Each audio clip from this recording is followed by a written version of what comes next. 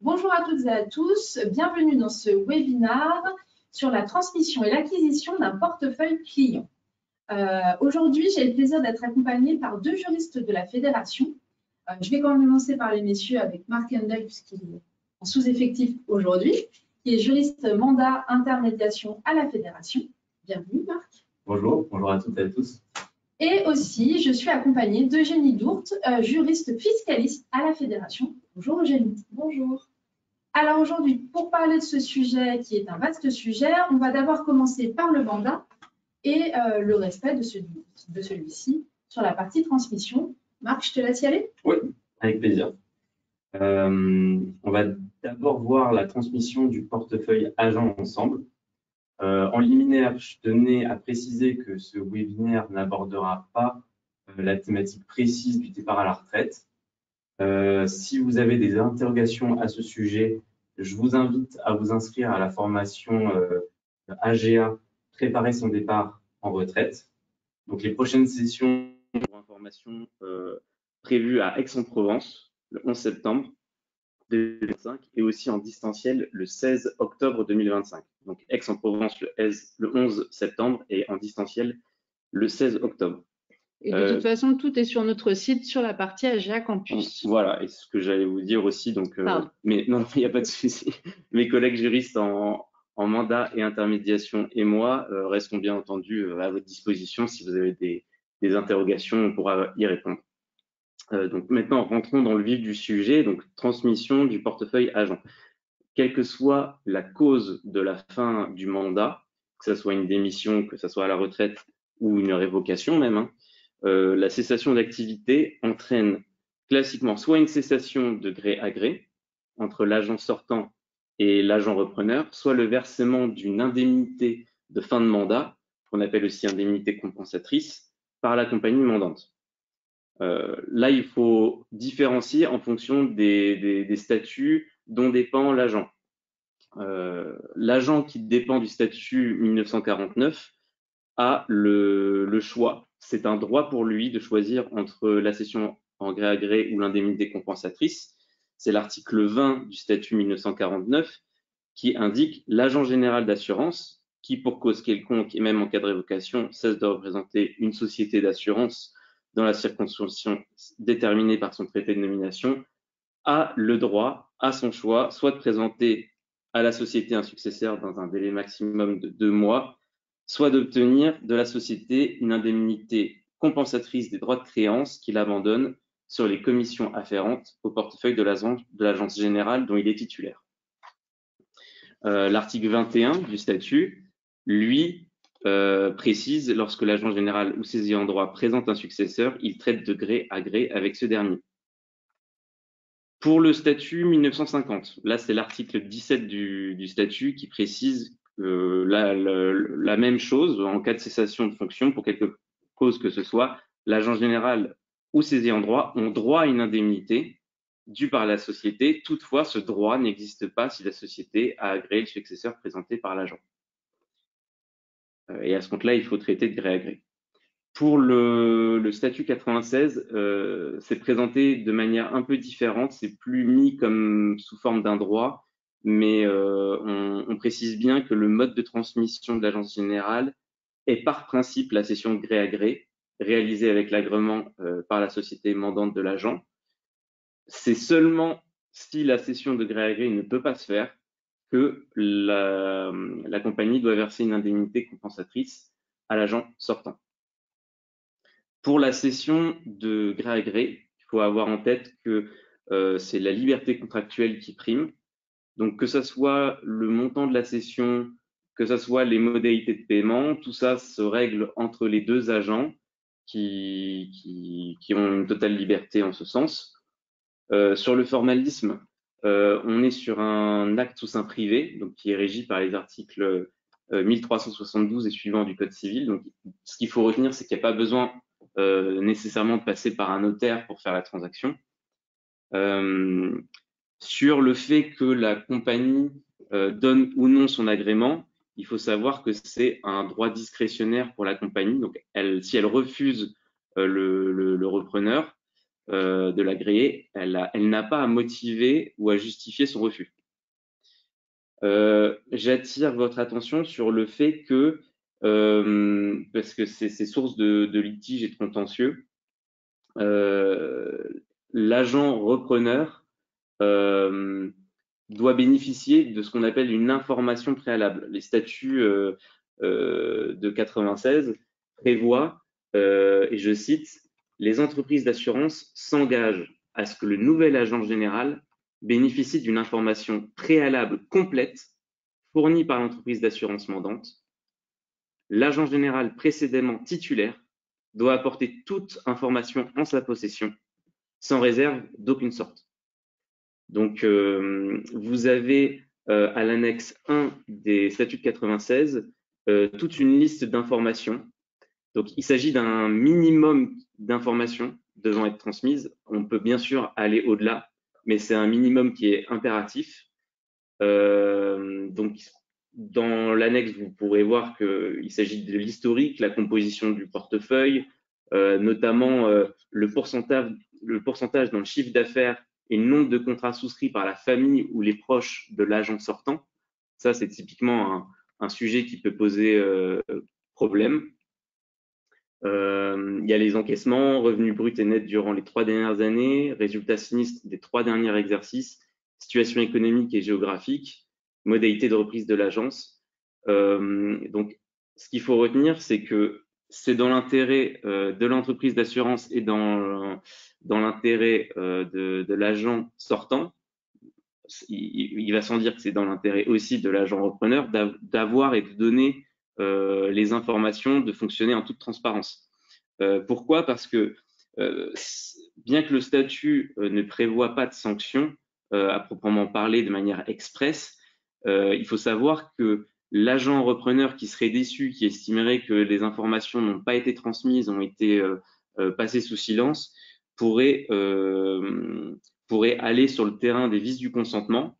Et s'il était en capacité de prouver que les informations ne lui avaient pas été transmises, ça faciliterait sa tâche pour prouver que son consentement a été vicié et à ce compte-là obtenir la nullité, donc c'est-à-dire la disparition rétroactive du contrat. D'ailleurs, je précise que certains accords prévoient la révision de l'indemnité de cessation de mandat en compensation du préjudice subi par le successeur pour un manquement volontaire de l'agent sortant à son devoir d'information. S'agissant de l'indemnité compensatrice, les statuts de 96, contrairement aux statuts antérieurs, prévoient que ce sont les accords contractuels signés entre les syndicats d'agents et les compagnies mandantes qui fixent les modalités de calcul et de versement de l'indemnité compensatrice. Donc, notamment donc le calcul, mais aussi les calendriers de versement, modalités de versement. Donc, effectivement, la convention de 96 signée entre AGA et France Assureur, FNSAGA et FFSA à l'époque, indiquait « Chaque entreprise déterminera avec le syndicat professionnel des agents généraux les modalités de calcul et de versement de cette indemnité. » Donc, il y a un certain nombre de principes qui doivent être respectés par ces accords, notamment le fait que l'indemnité de fin de mandat sera déterminée selon les mêmes principes que ceux qui ont présidé au niveau de l'entreprise à la fixation du droit de reprise du portefeuille, lorsqu'un tel droit a été demandé par l'entreprise. Donc, voilà qui est fait pour la transmission du portefeuille agent. Maintenant, nous allons parler de la cession-acquisition d'un portefeuille de courtage accessoire. Ce qui convient de prime abord de préciser, c'est qu'à la fin de votre activité d'agent, c'est essentiel et capital pour vous de céder votre portefeuille de courtage accessoire. Pourquoi? Parce que dans votre traité de nomination, dans votre mandat, vous avez une clause de non-concurrence qui est insérée, qui est aussi appelée clause de non-présentation dans le statut 49 et aussi clause de non-établissement dans le statut 96. Et cette clause, si elle n'est pas respectée, elle est extrêmement dangereuse pour l'agent car elle le met en porte-à-faux, elle le met en risque d'avoir une déchéance du droit à obtenir l'indemnité compensatrice. C'est aussi simple que ça. Si la compagnie se rend compte que la clause n'a pas été respectée, elle vous privera l'indemnité compensatrice purement et simplement. Et si elle vous l'a déjà versée, elle serait en droit de vous demander le remboursement. Donc l'enjeu est quand même de taille. Donc que dit la Convention de 96? La Convention de 96 dit « Les accords respecteront les principes suivants. L'agent qui cède son agence de gré à gré ou qui perçoit l'indemnité s'engage à ne pas se rétablir pendant 3 ans dans la circonscription de son ancienne agence et à ne pas faire souscrire des contrats d'assurance auprès de ses anciens assurés. S'il renonce à l'indemnité, ce délai est de 6 mois. » Donc, on comprend bien que cette clause de non-rétablissement, en fait, elle implique une double interdiction. Une première interdiction, donc ne pas faire souscrire des contrats d'assurance auprès de ses anciens assurés pendant 3 ans. Il faut préciser que cette durée de 3 ans, théoriquement, elle pourrait être inférieure. Elle pourrait être de 2 ans ou de 1 an, puisqu'en principe de la hiérarchie des normes, toute clause qui serait contraire au statut ou aux accords contractuels, tant qu'elle est en faveur de l'agent, il n'y a pas de souci. Mais en l'occurrence, de ce qu'on voit, tous les accords contractuels prévoient 3 ans et pareil pour les traités de nomination. La deuxième interdiction qui est posée, c'est l'interdiction de se rétablir. Alors, qu'est-ce qu'il faut comprendre par cette notion de rétablissement? La Cour de cassation est venue dire que le rétablissement, je cite, suppose un acte tendant à la commercialisation directe ou indirecte de produits d'assurance concurrents de ceux de son ancienne agence. Ce qu'il faut retenir, c'est en fait l'interdiction de faire de l'intermédiation dans la circonscription. L'intermédiation, c'est faire la distribution contre rémunération. Donc en fait, ce qu'il faut faire de manière pratico-pratique pour savoir si vous êtes ou non dans les clous, c'est faire une lecture combinée des articles L511-1 du Code des assurances et R511-1 du Code des assurances. Donc L511-1 définit ce qu'est la distribution d'assurance et R511-1 précise certaines notions qui sont contenues et insérées dans l'article L511-1. Donc, selon cet article, la distribution d'assurance, c'est l'activité qui consiste à fournir des recommandations sur des contrats d'assurance, présenter, proposer ou aider à conclure ces contrats, ou à réaliser d'autres travaux préparatoires à leur conclusion, ou à contribuer à leur gestion et leur exécution. L'article R511 précise que qu'est-ce qu'il faut entendre par présentation, proposition, aide à la conclusion, etc. etc. Les travaux préparatoires à la conclusion d'un contrat d'assurance qui relèvent de la distribution comprennent les travaux d'animation de réseau de distributeurs de produits d'assurance, mais également tous travaux d'analyse et de conseil réalisés en vue de la présentation de la proposition ou de la conclusion. Donc, ce qu'il faut retenir, c'est que la notion de distribution est très très large et que il y a de la jurisprudence sur cette thématique de la clause de non-rétablissement. Il n'y en a pas autant qu'on le souhaiterait parce que les compagnies en réalité font tout pour essayer de transiger, pour éviter de nourrir la jurisprudence et minimiser le risque d'avoir des jurisprudences qui seraient en leur défaveur. Marc, j'ai une question. On me demande si la clause de non-concurrence, elle peut être rémunérée ou pas. Alors, on n'est pas sur des contrats style droit du travail où il faut qu'il y ait une contrepartie. Là, c'est inséré dans les statuts, donc non, il n'y a pas de contrepartie financière. Ce qu'on peut préciser, c'est que si vous avez un projet à la fin de votre activité d'agent, vous avez un projet qui serait incompatible de base avec le respect de la clause de non-rétablissement, Si vous avez vraiment des éléments de négociation à faire valoir auprès de la compagnie, vous pouvez tenter, je dis bien tenter parce que c'est quand même difficile à obtenir, mais c'est possible, ça s'est vu, tenter d'obtenir une levée partielle ou totale de la clause. Donc levée partielle, ça pourrait être peut-être une diminution du périmètre géographique dans lequel s'applique cette clause. Ça pourrait être une diminution de la durée, donc par exemple passer de 3 ans à 2 ans ou à 1 an et demi, voire une levée totale. Si la compagnie trouve vraiment, si vous avez des arguments vraiment convaincants ou si elle arrive vraiment, si vous arrivez à la convaincre que votre projet ne la menace pas directement.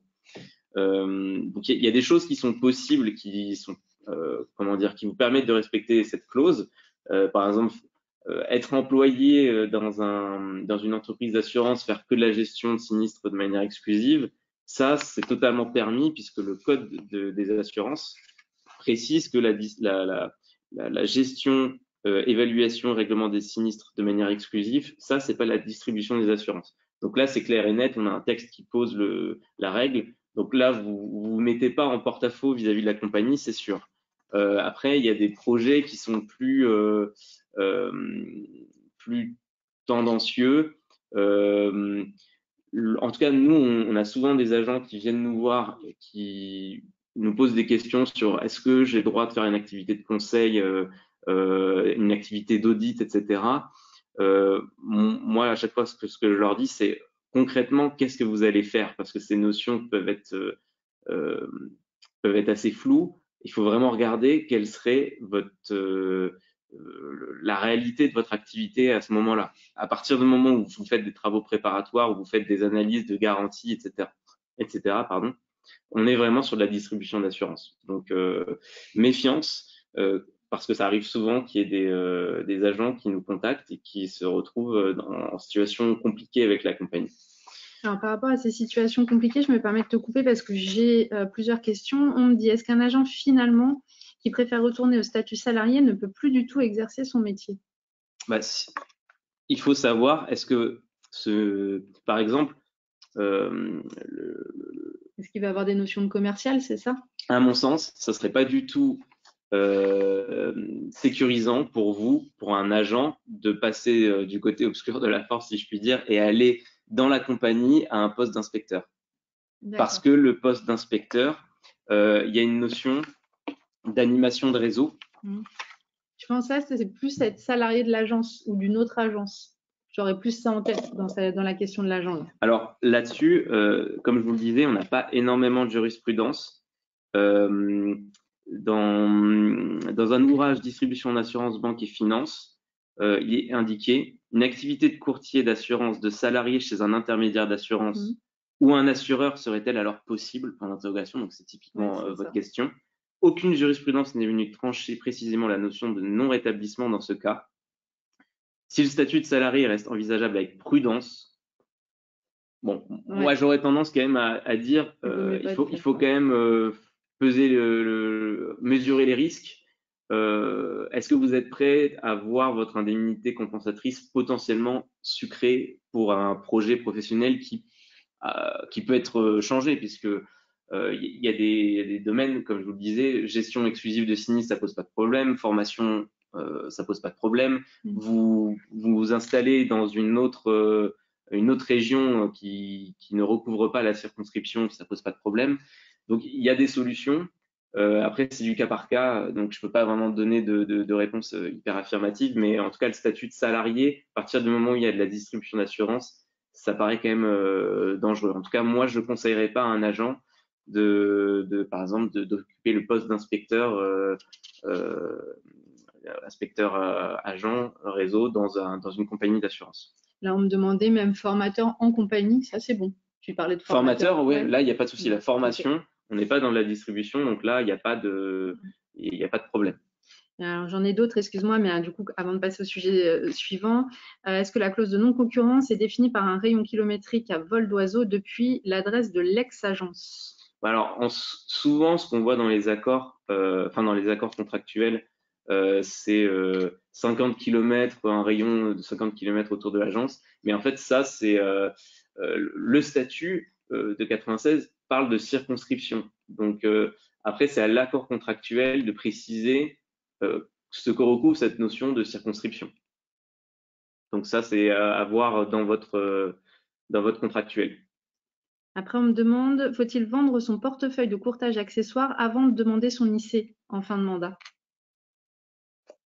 Il n'y a pas de, enfin, alors là où il faut faire attention, et je développerai Après, là, plus tu par la as l'aide suite. d'Eugénie qui est la fiscaliste aussi. Peut-être que vous avez une vision. Alors sur la toi, sur la partie mandat, pas forcément. sur la partie mandat, là où il faut Ouais. faire attention, c'est que dans vos le principe, c'est que donc, vous, en tant qu'agent, vous êtes lié par l'exclusivité. Mais il vous est permis de faire du courtage accessoire, mais il faut bien avoir conscience que c'est une dérogation.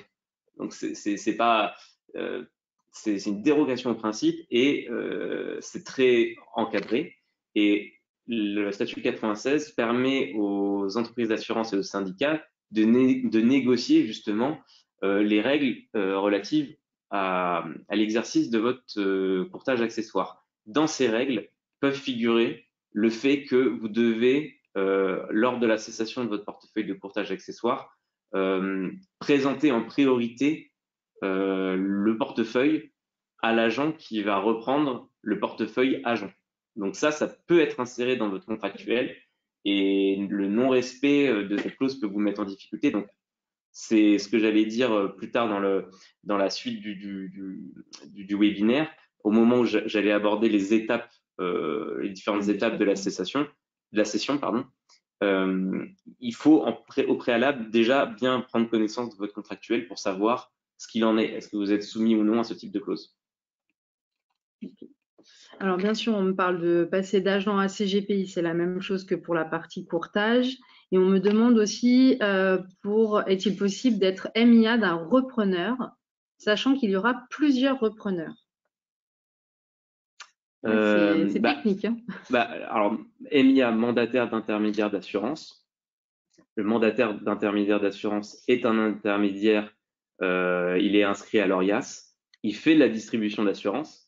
Donc, à partir du moment où vous avez cessé votre activité d'agent, vous n'êtes pas censé faire une activité de MIA dans votre circonscription. Sinon, vous violez la clause. À moins d'obtenir de la même façon la levée de la clause par la compagnie. Et après, alors une dernière, après on en arrêtera là sur la clause, mais là, l'agent, du coup, il va attaquer un marché qu'il n'attaquait pas en tant qu'agent. Un produit, en tous les cas, une nouvelle cible de niche. Et donc là, est-ce qu'il a le droit de le faire ou pas? À mon sens, non. Après, justement, ça peut être un élément de négociation avec la compagnie sur le fait de montrer s'il ne faisait pas ce type de branche, c'est peut-être parce que la compagnie tout simplement ne le pratiquait pas. Donc à ce compte-là, est-ce qu'elle serait disposée à faire la levée de cette clause en s'estimant non menacée? D'accord. Donc il faut poser la question, quoi. Ok.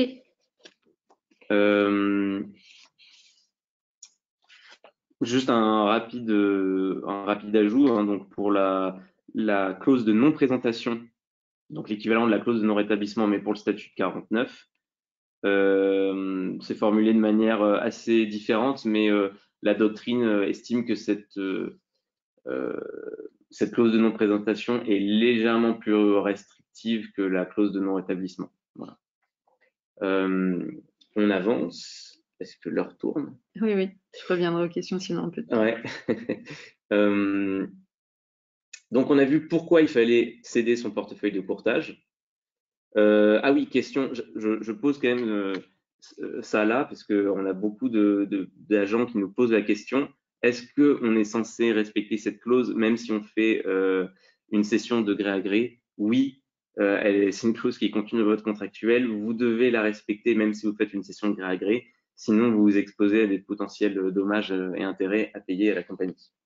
Et alors, dernière question, comment tu lèves la clause? Quel formalisme du coup pour lever la clause? Il faut faire un avenant au traité de nomination ou enfin en tout cas il faut un écrit de la part de la compagnie qui permet bien d'établir qu'il y a un consentement des deux parties. Ok. Donc, les différentes étapes maintenant de la cession d'un portefeuille de courtage, comme je vous l'indiquais au préalable, c'est déjà lire son traité de nomination, l'accord contractuel signé entre le syndicat et la compagnie, parce que c'est vrai que en théorie, le courtier est censé pouvoir vendre à n'importe qui. Il est propriétaire de son portefeuille client, mais au titre du mandat, vous pouvez être restreint dans votre choix de repreneur. Là, j'ai un agent qui me dit que dans certains traités, on leur impose de revendre aux repreneurs. Oui, c'est Voilà. exactement ce à quoi je fais référence, c'est ça, parce qu'en fait, les portefeuilles… Et là, c'est écrit noir sur blanc aussi dans le traité, donc ils doivent s'y contraindre, quoi. En priorité, mais c'est-à-dire que si le repreneur ne souhaite pas le prendre, à ce compte-là, ils retrouvent leur liberté de le vendre à n'importe qui, sachant que eux, il faut absolument qu'ils s'en débarrassent, du moins pour se mettre en sécurité et en conformité avec le mandat.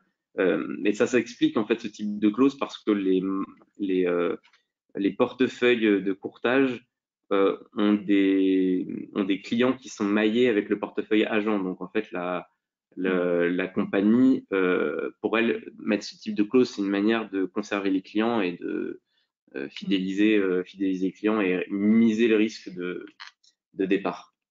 La deuxième étape, c'est maturer son projet, parce qu'en fait, on voit trop souvent des agents qui souhaitent,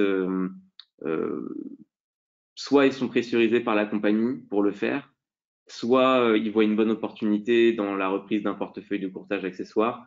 Prenez votre temps.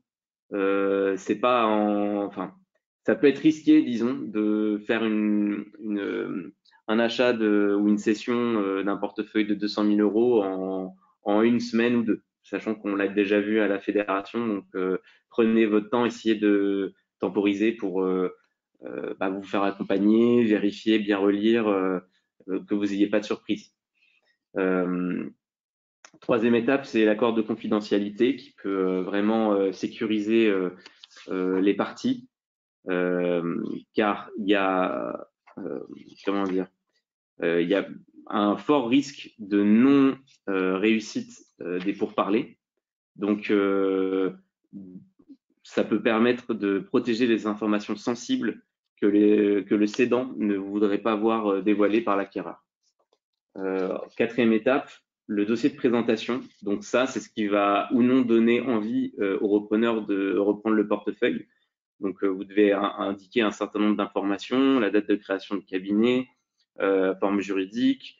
Vous devez présenter les conventions de distribution signées avec les compagnies ou autres fournisseurs, accords spécifiques, faire une analyse du portefeuille, répartition des clients, mise en exergue des plus importants, indication de leur poids dans le chiffre d'affaires, donc le taux d'attrition, le rapport sinistre à prime, ce genre d'informations.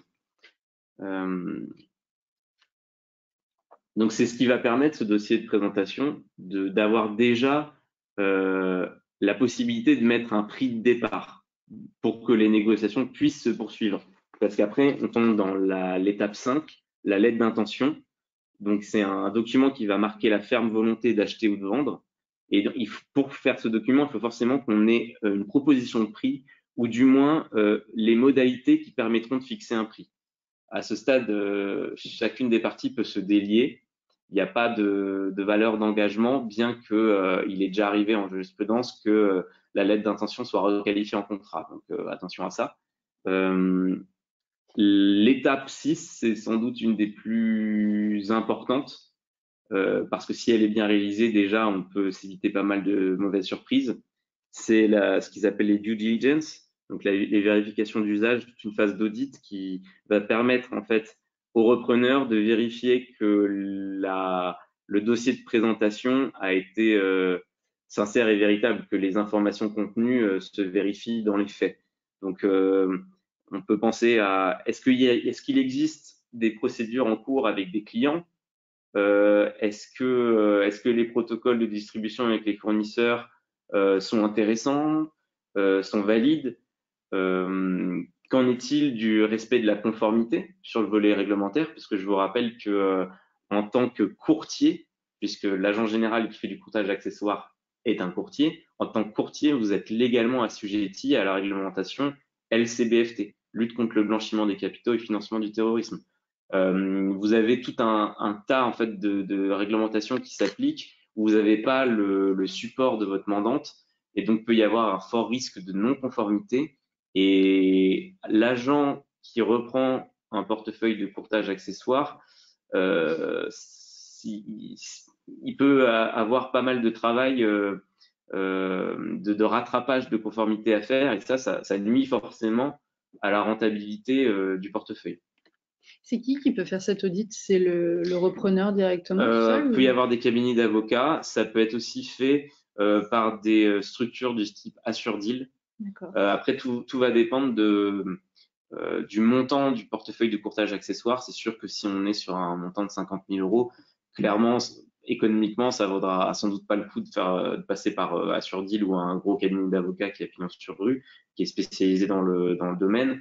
Mais c'est sûr que si vous êtes sur un portefeuille de courtage à 300 400 000 euros, clairement, ça vaut peut-être le coup de mettre la main à la poche sur l'audit.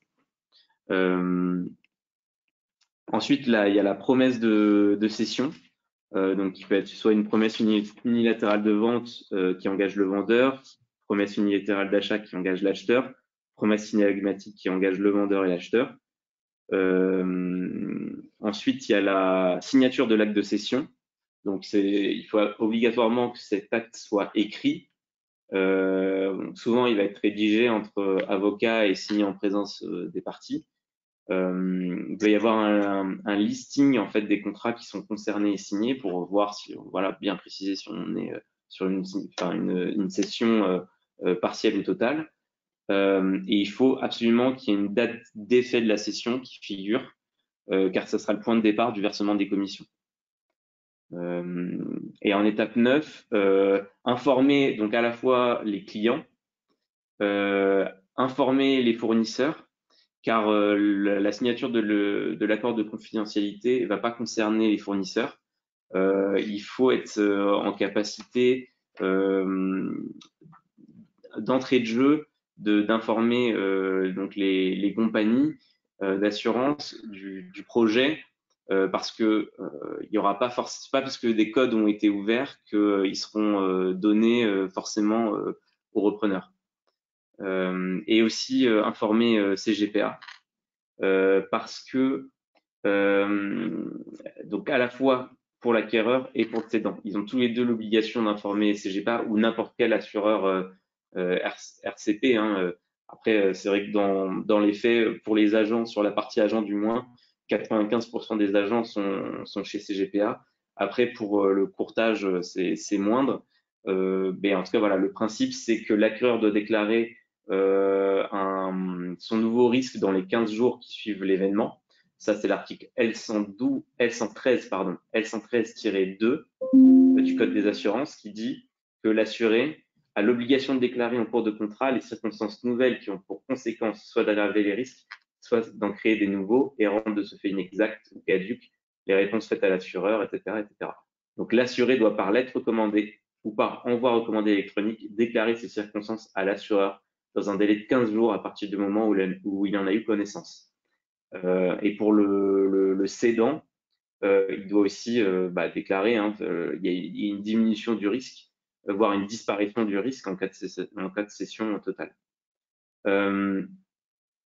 Maintenant, on peut faire un léger point, et après je laisserai la parole à Eugénie, qui trépigne d'impatience de vous parler de fiscalité. Je vais vous parler de la valorisation du portefeuille de courtage accessoire, parce qu'on a souvent des questions avec des agents qui n'ont jamais eu l'occasion de faire une cession et qui se demandent comment on valorise un portefeuille.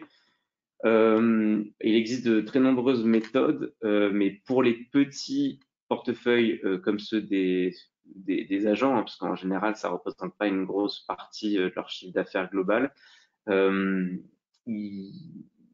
La méthode, c'est une méthode dite de la valeur mathématique, qui est la moyenne des commissions nettes des 3 dernières années, multipliée par un coefficient multiplicateur. Donc en général, c'est ce qu'ont en tête les agents Donc oui, c'est une réalité, mais ça ne suffit plus aujourd'hui parce que il y a quand même la résiliation infra-annuelle qui est passée par là.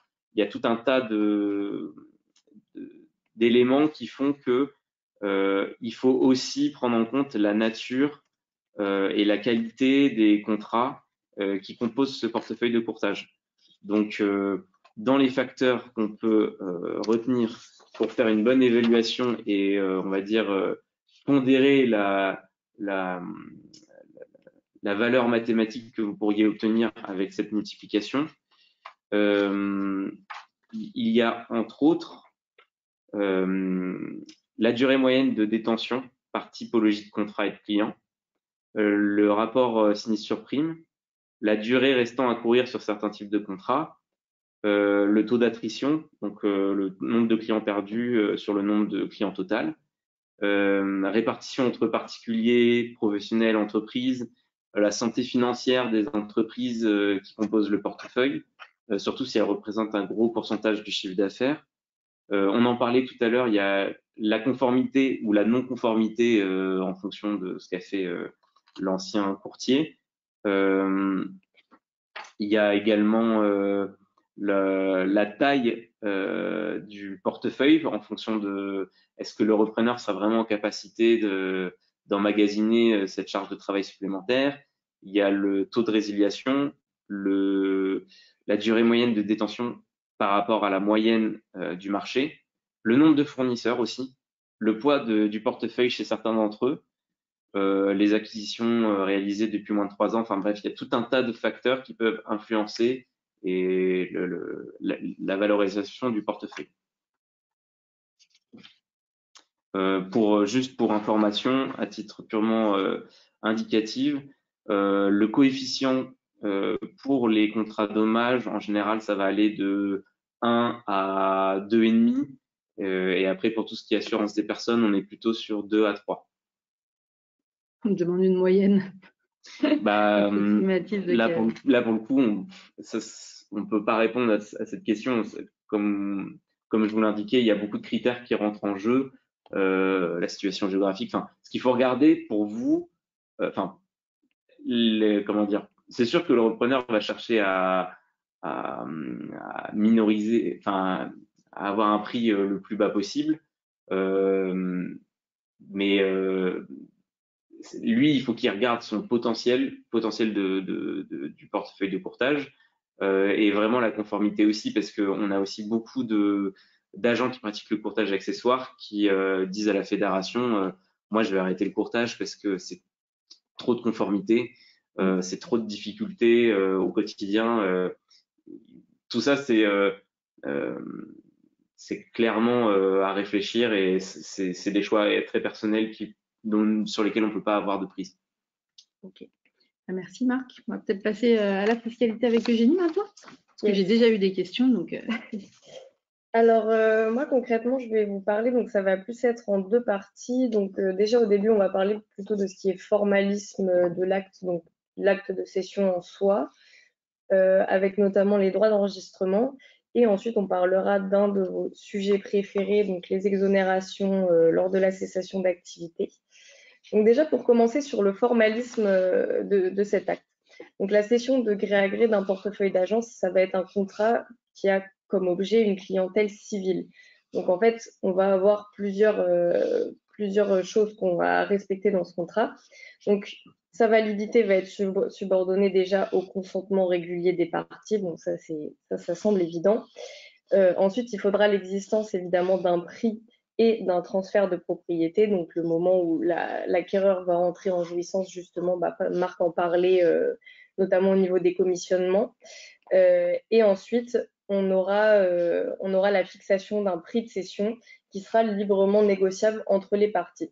Donc, il faut savoir que tout ce dont je vous parle maintenant sur le formalisme, ça s'applique beaucoup plus dans le cadre du gré à gré, donc quand vous allez avoir un cessionnaire et un cédant personne privée, personne physique. Quand vous êtes au format IC, ça va être plutôt la compagnie qui va vous fournir un acte qui atteste de cet achat-vente. Donc, pour le coup, pas d'inquiétude, il n'y aura pas vraiment le même formalisme, mais de manière générale, c'est toujours fait dans les règles. Quand vous êtes sur du gré à gré, concrètement, il faut faire attention à l'immixtion de la compagnie dans la négociation du prix. Comme je viens de le dire, le prix il est librement négociable entre les parties. De mémoire, ça ne doit quand même pas dépasser moins de 20% de la valeur du marché. Donc ça semble logique parce que sinon tout le monde pourrait minorer le prix pour vendre à une connaissance, etc. Mais quand vous faites du gré à gré, dans tous les cas, la compagnie ne doit pas trop rentrer dans les négociations parce que ça peut créer évidemment des conflits d'intérêts au regard d'une part de l'agent sortant et d'autre part de l'agent entrant. Concernant donc la rédaction de l'acte de cession, donc l'écrit, il n'est pas obligatoire légalement, mais évidemment c'est incontournable, hein. Ne faites pas un acte de cession sans écrit, déjà pour des raisons de preuve au niveau des impôts. Quand ils vont vous demander à la fin de justifier pour les exonérations, ça sera plutôt utile d'avoir un écrit avec le prix qui est inscrit dedans et toutes les modalités. Donc, dans cet écrit, qu'est-ce qu'on va retrouver? Donc, déjà, le premier point que je vais aborder, ça va être la condition suspensive de l'agrément du successeur. Donc, comme vous le savez, il y a une formation au début pour la personne qui va reprendre votre portefeuille s'il n'est pas déjà agent. Donc là, dans ces cas-là, si l'agrément n'est pas donné, l'acte est censé ne jamais avoir existé. Donc ça, c'est un peu, je dirais pas que c'est obligatoire, mais faut absolument le mettre dans votre acte. Ensuite, vous devez mentionner un prix qui est déterminé ou déterminable et vous devez identifier précisément quelles seront en fait les modalités de paiement, que ça soit comptant, que ça soit échelonné, quels seront les délais, est-ce qu'il y aura éventuellement des intérêts de retard si le paiement n'est pas fait dans les temps. Ça, c'est assez important de mettre bien tout le contour. En fait, plus vous mettez de choses dans votre acte de cession, plus vous serez protégé de tout problème ou de tout conflit éventuel. Donc, il ne faut pas lésiner là-dessus. Ensuite, vous pouvez aussi préciser dans cet acte de cession s'il y a évidemment des biens matériels. Je sais que des fois, il y a beaucoup de flemmards sur cette partie-là, mais oui, il faut lister tous les biens que vous vendez. Si vous vendez à 2 personnes différentes et que vous partagez les meubles en 2, oui, il faudra lister la table, la chaise, etc. C'est long, mais il faut vraiment le faire dans l'acte de cession.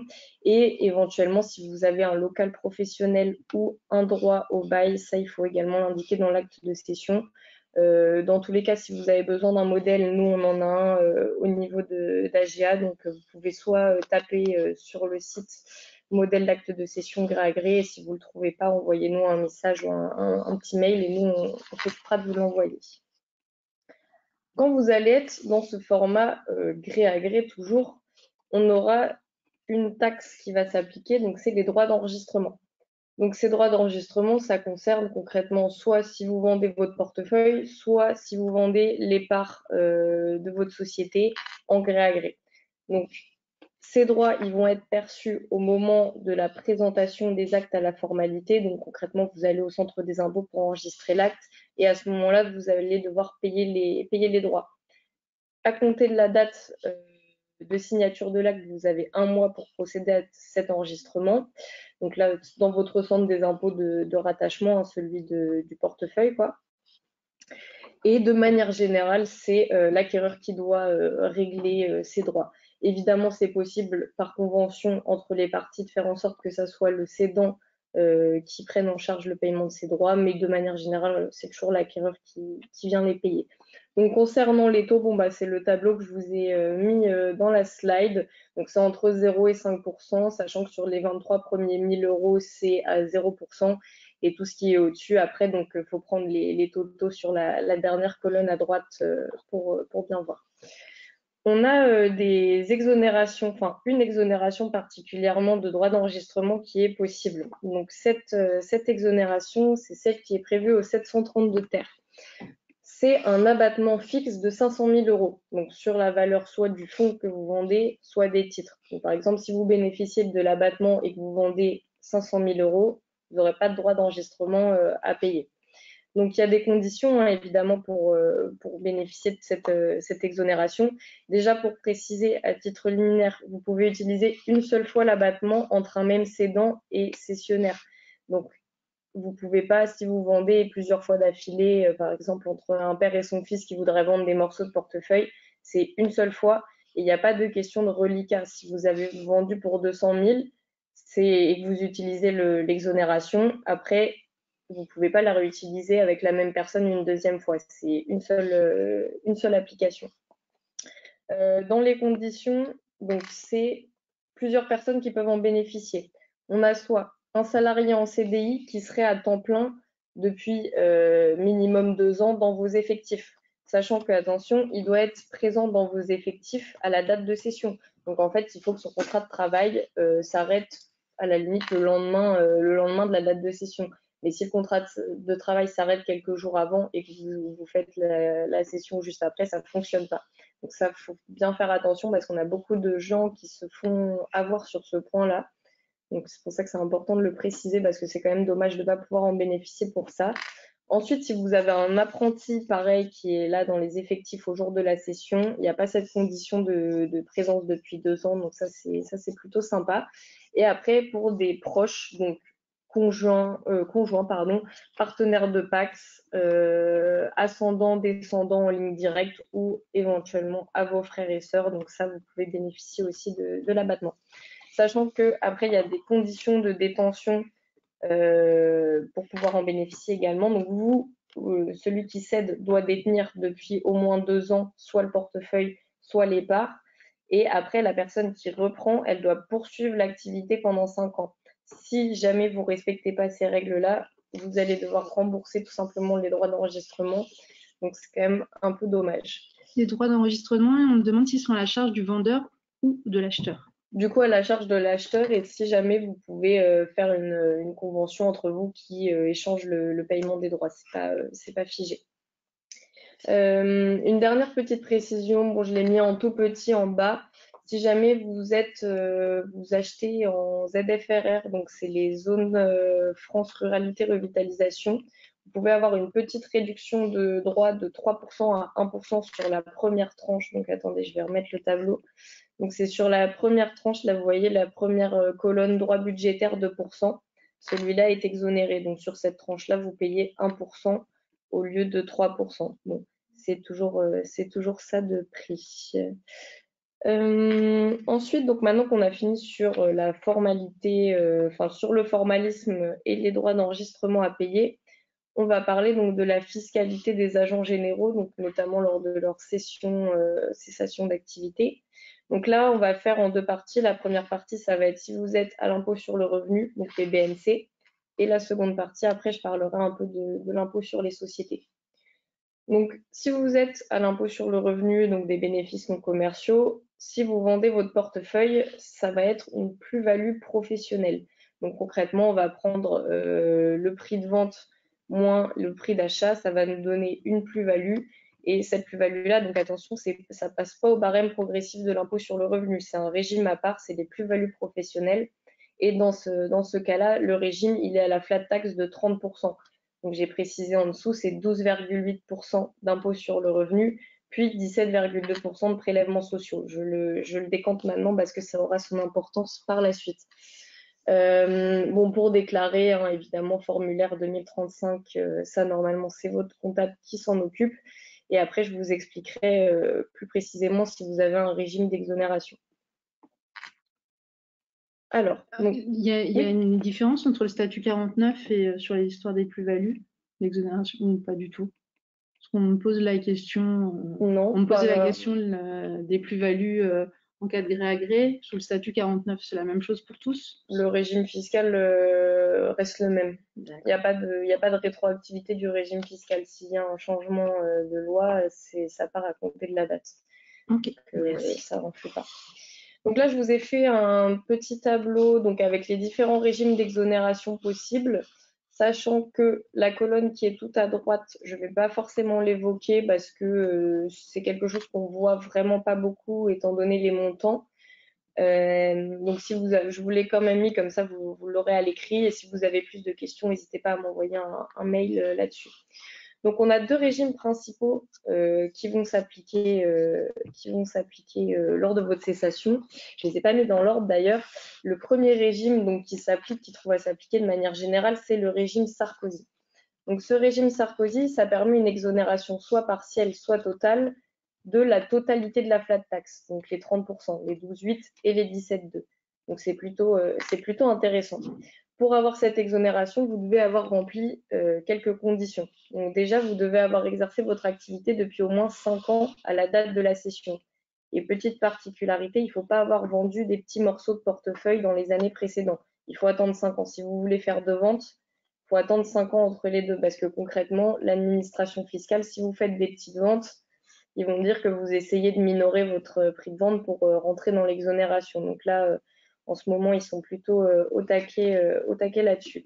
On me parlait justement d'un exemple de deux portefeuilles, enfin, une première vente à un instant T, une deuxième un peu plus tard à quelques mois. Du coup, l'enveloppe, entre guillemets, c'est en une fois ou c'est en deux fois? Enfin, c'est du cas par cas, mais concrètement, c'est normalement, si on prend le texte, c'est une seule vente. Après, c'est possible de justifier d'une opération globale. Par exemple, je ne sais pas, vous cédez à votre fils ou à quelqu'un.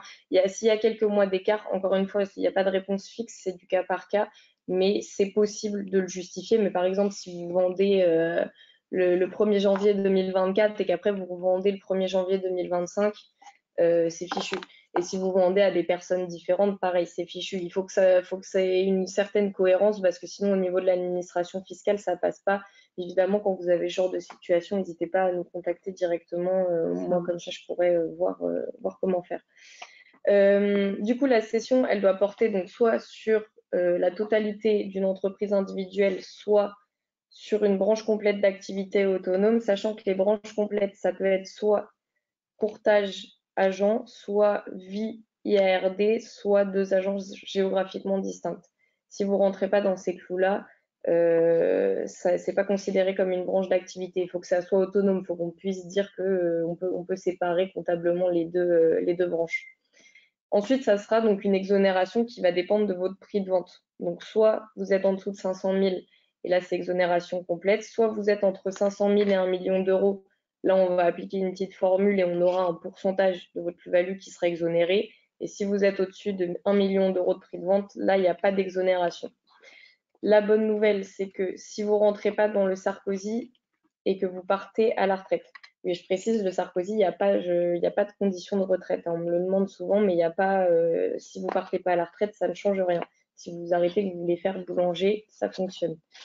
Si vous ne rentrez pas dans le Sarkozy, donc on a un régime d'exonération pour départ en retraite, le 151 septies A. Donc, soit ça peut s'appliquer sur l'éventuel reliquat qui ne rentrerait pas dans le Sarkozy, soit ça peut s'appliquer si vous n'avez pas du tout le Sarkozy mais que vous partez à la retraite, les montants sont trop grands ou autre, ça peut s'appliquer également. Donc, le dispositif, lui, ça ne permet pas, par contre, d'être exonéré de la totalité de la flat tax. C'est juste la partie impôt sur le revenu, les 12,8%. Donc, ça veut dire que vous restez redevable des prélèvements sociaux de 17,2%. Les conditions ici, ça sera sensiblement les mêmes. Exercice de l'activité depuis 5 ans, normalement une session totale globale, sachant que ça peut encore une fois se justifier s'il y a plusieurs sessions, mais il faut voir avec la situation. Et il faut faire valoir ses droits à la retraite dans les 2 ans avant ou après la date de session. Attention, il ne faut pas juste les demander, il faut les faire valoir, les obtenir parce qu'on a une jurisprudence. Donc là, si vous avez juste la demande, ça ne passera pas. Donc là, le régime, comme je vous l'ai dit, exonère d'impôt sur le revenu. Donc les 12,8%, vous ne les payez pas. Et ce qui est assez intéressant, c'est qu'on n'a pas de limite de montant. Donc si vous vendez 1,5 million, c'est sans importance. Vous aurez sur toute votre plus-value cette exonération d'impôt sur le revenu. Donc c'est plutôt intéressant. Donc pour soit le reliquat qui sortirait du Sarkozy, soit si vous n'avez pas le Sarkozy, tout simplement. Une petite question, on me demande si les 17,2 sont à payer l'année du paiement. C'est-à-dire l'année de la transaction, je pense. En fait, vous déclarez, ça dépend. Vous déclarez directement après, parce que j'y viendrai à la fin, mais il faudra faire la demande pour les exonérations et après vous reportez dans la déclaration suivante. la 2035. Et après, c'est soit vous voyez des modalités de paiement avec l'administration fiscale, parce que du coup, ça dépend des modalités de versement de lycée si vous êtes en lycée ou de la vente en gré à gré. Donc, vous voyez avec le centre des impôts si vous avez besoin d'arranger vos paiements en échelonné ou si vous payez tout d'un coup. Enfin, ça, pour le coup, c'est encore une fois, c'est pas figé. Sur la partie cessation à l'IS. Donc là, concrètement, vous avez... Alors, je suis perdue. Ah oui, dans cette partie-là, vous avez deux possibilités. C'est soit vous cédez votre portefeuille en indemnité compensatrice. Donc là, vous avez le versement du lycée. La plus-value imposable passe à l'impôt sur les sociétés, donc 25%, le taux normal. Et si vous dissolvez votre société, après, vous avez le boni de liquidation qui est imposé à la flat tax de 30%. Donc, deux niveaux d'imposition, les 25% d'IS et les 30% de boni de liquidation. Après, c'est toujours possible de conserver votre structure et de faire un autre métier. Là, vous changez l'objet social, la trésorerie reste au sein de l'entité et dans ces cas-là, il n'y a pas de problématique. Sinon, vous cédez vos parts en gré à gré. Donc là, c'est pareil, si vous n'avez pas de régime d'exonération, flat tax de 30% sur la plus-value. Donc rien de sorcier. Vous avez quand même des exonérations qui sont possibles. Donc, on peut avoir l'exonération Sarkozy. Je ne reviens pas sur les conditions parce que je les ai déjà évoquées. Dans cette hypothèse-là, ça vous permet juste d'éviter l'impôt sur les sociétés. Donc, vous restez à 2 strates d'imposition. Vous vendez votre portefeuille. Si vous rentrez dans les clous, vous avez le Sarkozy. Donc, vous évitez l'IS sur soit la totalité, soit une partie selon les montants. Et après, encore une fois, soit vous dissolvez votre société et dans ces cas-là, imposition du boni de liquidation à la flat tax, sachant que le boni, c'est en gros les plus et les moins de votre société qui vont les réserves, l'éventuelle trésorerie, etc. Et avant que ça sorte et que ça rejoigne votre patrimoine personnel, ça passe à la flat tax. Et pour celui-là, je précise, on me demande souvent, non, il n'y a aucune exonération sur le boni de liquidation, donc ça, vous n'aurez pas le choix si vous décidez de dissoudre votre entité. Et la deuxième possibilité d'exonération, c'est si vous cédez vos parts. Donc là, c'est c'est forcément en gré à gré. Les compagnies, il y a très peu de moments où elles acceptent de reprendre les parts d'une société. Là, on a l'abattement pour départ en retraite du dirigeant. Donc les conditions, c'est sensiblement les mêmes. Vous vendez vos parts. Il faut que vous exerciez depuis 5 ans des fonctions de direction. C'est toujours le cas. Vous détenez minimum 25% des titres. Ça peut être intéressant si vous êtes en SARL avec plusieurs. Il faut faire attention à cette condition. Vous cédez l'intégralité de vos titres. Ça, il n'y a pas de plusieurs ventes. Il faut céder tout d'un coup. Vous arrêtez toute fonction dans l'entreprise, donc pas de salariat par la suite. Et encore cette condition de retraite 2 ans avant ou 2 ans après. Là, dans cette hypothèse, c'est un abattement fixe de 500 000 € sur la plus-value. Donc, ça permet d'éviter, encore une fois, que les 12,8% d'impôt sur le revenu et pas les 17,2% de prélèvements sociaux. En moyen mémotechnique, en fait, tout ce qui concerne le départ à la retraite, vous évitez que l'IR et pas les prélèvements sociaux. Donc là, par exemple, si vous vendez à 500 000 €, enfin, vous avez une plus-value de 500 000 €, vous payez aucun IR sur ces 500 000 €. Par contre, vous payez toujours les prélèvements sociaux sur la totalité de la somme. À savoir que cet abattement, il est applicable jusqu'au 31 décembre 2031. Il a été prolongé dans la dernière loi de finances pour 2025. Donc ça, pour l'instant, c'est plutôt sympa. Et du coup, un dernier petit point que je souhaitais aborder, c'est sur le formalisme des demandes d'exonération. Donc, vous le devinez bien, l'exonération, ça ne va pas vous tomber dessus comme ça, il va falloir la demander à l'administration fiscale. Donc, pas de panique, c'est plutôt simple. C'est une petite lettre recommandée avec un accusé de réception à la suite de la session. Vous demandez l'application, là je me suis trompée, des deux ou de l'un des deux régimes, ça fonctionne aussi pour le 150.0 des terres, il faut le demander aussi. Donc concrètement dans la lettre, c'est pas trop compliqué, vous mettez votre montant de plus-value, le calcul de la plus-value, donc le prix de cession moins les éventuels prix d'achat, date de la cession, vous visez les exonérations que vous voulez avoir, donc 238 plus 151 C pièces A ou l'un ou l'autre ou 150.0 des terres, ça dépend.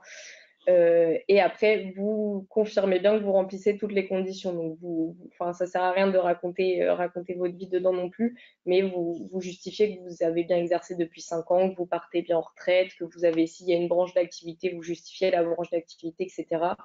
Enfin, pas de panique, c'est vraiment simple, mais il faut vraiment penser à le faire. Et ensuite, la dernière chose que je peux ajouter, du coup, vous reportez évidemment, hein, ça ne vous dispense pas de déclaration. Donc, vous reportez soit dans la 2035 dans les cases avec les noms des articles, soit dans votre déclaration d'IS. Voilà à peu près tout ce que je pouvais dire. Alors, comme on a atteint l'heure de fin, j'ai juste une dernière question parce qu'on m'a demandé pour le cadre des EIRL. Oui. Donc, voilà. Comment ça se passe pour les EIRL? En fait, c'est pareil que les EI. Les Voilà. EIRL et les EI, c'est le même régime. C'est juste qu'on ne peut plus créer de EIRL depuis 2022, mais il n'y a aucune distinction en termes de fiscalité. Ouais. Ok, parfait. Je me doutais de ta réponse, mais voilà. On va conclure là-dessus. J'ai eu beaucoup de questions de cas particuliers et de demandes de rendez-vous. Donc, c'est ce que j'ai indiqué à l'un de vos collègues.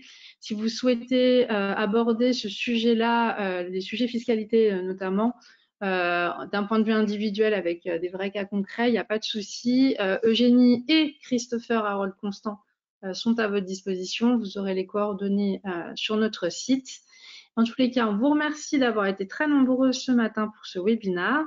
Ce sera le dernier avant la pause estivale. Donc, on vous donne rendez-vous à la rentrée au mois de septembre. Et en attendant, on vous souhaite pour ceux qui partent de bonnes vacances. Merci à tous les deux. Au revoir. Au revoir.